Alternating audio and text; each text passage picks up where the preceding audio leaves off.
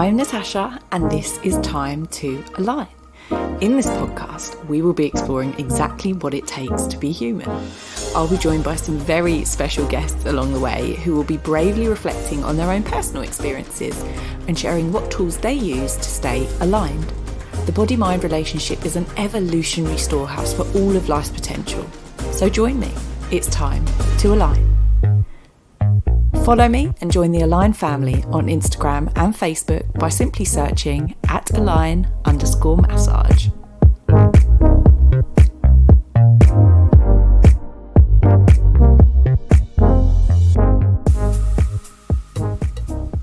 Hello and welcome to the second episode of Time to Align. First and foremost, a huge thank you for all of your wonderful feedback and support following episode 1. It's been so amazing reading all of your lovely messages. So once again, a huge thank you from me to you. If you didn't catch the first episode, it is available to listen to on all of the major podcast playing platforms. So please do go and check it out when you get the chance. So, on today's episode, I'm going to be interviewing my very first guest. With each guest that I speak to, I'll be opening up this platform for them to explain to me and you, the listener, what the word align means to them, as well as discovering what they do for a living and how they themselves manage to stay aligned. So today I will be speaking with Simone. Sim describes herself as a space-obsessed, nature enthusiast, yoga teacher and eternal student. You can find out what Sim does in more detail over at her Instagram page, which is @yogawithsim. Now, as well as being a boss-ass entrepreneur, mummy to the gorgeous Ari, and just all-round performing goddess, she also happens to be my cousin. So, without further ado, let's give her a call and see what she's got to say about life, as well as navigating her way through the current pandemic, which continues to force us into an alternative way of living. Yeah. Okay, hang on. I was having total headphone disasters. I've just had the mum call. Yes, Ari. You right? Yeah. Okay. So cute. Homeschool is a challenge. Oh my God, how is it, Sim? How the F do teachers actually live lives? It's really challenging. It's really hard. I just want to be sat on your sofa with the dogs. Yeah. It's so different. It is really, really strange. Can I just say, you look amazing. You look No, really great. Tash, no. You look lovely. And how are you? I can't treat. So it's so shit for you. For me, it's keeping myself busy. Yeah, I think in that situation, it's the mental aspect, isn't it? Keeping yourself kind of in a routine and all of that stuff. Whereas I just think that everyone's got different things to deal with. Some people are dealing with the not working aspect. Some people are dealing with the uncertainty stuff. I think we were in such a rut before that. It was easy to just be, I don't know, like a hamster on a wheel. Yeah. Which I like that analogy. Yeah. That's basically what everyone was doing. We were like little frantic hamsters running around all the time. And the world just became like a laboratory box of mice. We were just flying around at high speed, high anxiety, high everything. And it definitely all felt like that, but it felt like you couldn't get off in order to take the time to do the things to really achieve what you wanted to achieve, or really enjoy what you were doing. And now it feels like we've been given that chance, albeit in a really tragic, horrible situation. How have you been finding, because obviously you haven't been able to do face-to-face classes for such a long time, in person. Yeah. For people that are listening, Simone is a yoga teacher, and you have had to put all of your classes online like so many other people have. How have you found that transition from being able to, because you're such a people person, I feel like when I come to your classes, what I love about them is the energy that you give off as a person, and as well as the way that you run your classes, but so much of it I feel is you. How has that affected you being able to do your job properly, I guess? I think the first few one-to-ones I taught via Zoom were really probably just a really weird experience. I felt very distant. I felt far away from my clients, like whereas usually I'd be, and I'm not necessarily a hands-on teacher at all. I don't hardly ever walk over to somebody and put my hands on them and adjust them, because it's something that I don't like. And I think it can really interfere with somebody's process. I think actually when someone puts, I know a lot of people love it, and that's totally fine, but sometimes you're trying to get into your zone, then someone puts their hands on you and you receive like their energy, and that can interfere with the process. So I'm not a hands-on teacher. I think now, probably like so many people, I'm used to the teaching online. It's okay.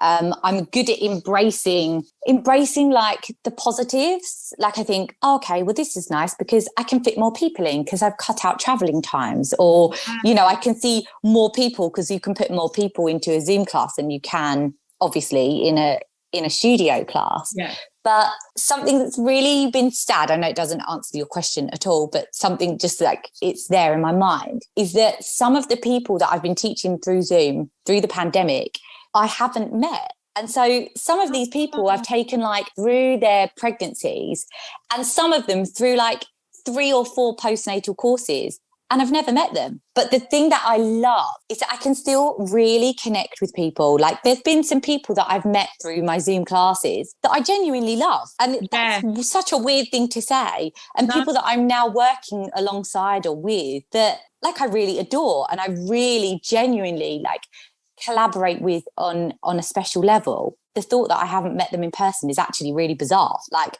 I feel like I know them, which goes to show that actually it's good. Like you can still get that connection with people.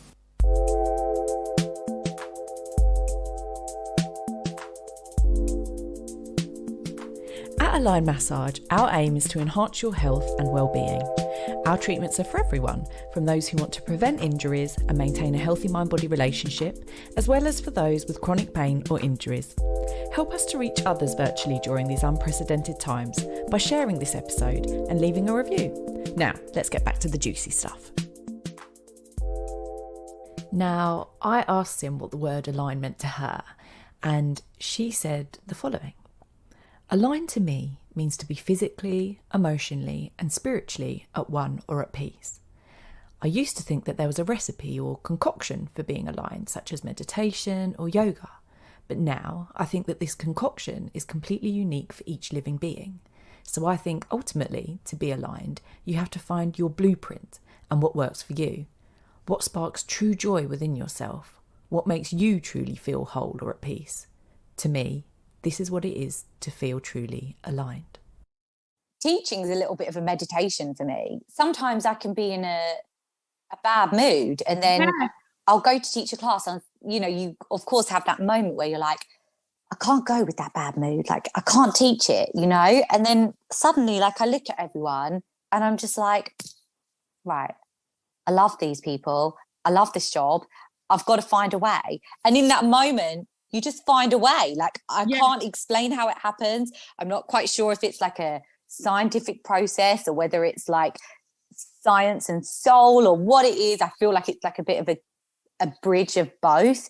But in that moment, like I'll just close my eyes and take a breath and I'll just transcend and just find a way. And that's the best thing. And that's why I think with like therapy and CBT and depression help and stuff like that, it's like the advice is to do something for somebody else because it can result in you feeling really good about yourself, in the same way as like I think some religions promote doing charity because you know, charity ultimately it's like, and I don't think it's like karma, it's a different concept, but you give and you feel better about yourself, you feel good. And I think it's very much the same with our jobs. Like you're doing a service for somebody else, and I guess for some people it doesn't give them that feeling. Some people aren't like that, but I think for people like you and me, people who I would term as like therapists or healers, we thrive off of it. It does something to my cells. Like I don't know, it makes me come alive. It's a good feeling. Oh, Simone, that encompasses exactly how I feel about what I do and why I do it. I would like for you to suggest a song for the listeners to go away with today and listen to at the end of their day? It can be any song. It can be the song that you're listening to at the moment, but one that you think will make people's day end on a good note. Oh, crap. Shit. I'm like a mad music woman, and music is like a big deal for me. So to suggest one, this is hard. I think I'll go with the song that I'm listening to a lot lately for my own, I don't know, it like gives me creative juice at the moment. And it's called Life Size Ghosts. It's by a group called Catching Flies. The EP is called The Stars, and it's just such an absolutely beautiful, beautiful song. It's called Life Size Ghosts. I may have heard it on an Apple playlist, and it just gives me life. Like, I think it's a gorgeous thing to put on while you're in the bath with some candles, or equally in the shower. Get the crystal roller out and just breathe the day out. It's just a stunning, stunning piece of music. Okay, amazing. Well, I'm going to go and put that on immediately and do it. Thank you so much, Simone. Thank you so much for asking me. I'm so honoured. I love you. All right, have a great afternoon. Love you. Thank you. Love you. Bye.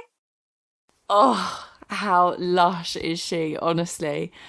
Oh, well, I am going to play out this episode with a snippet of Simone's song choice, and I hope that you will join me next time as I speak with my beautiful bestie, Lucy Rowland. Luce is a movement practitioner, and through her workshops and classes aims to unpick our habits as humans to get us moving more freely, both physically and emotionally.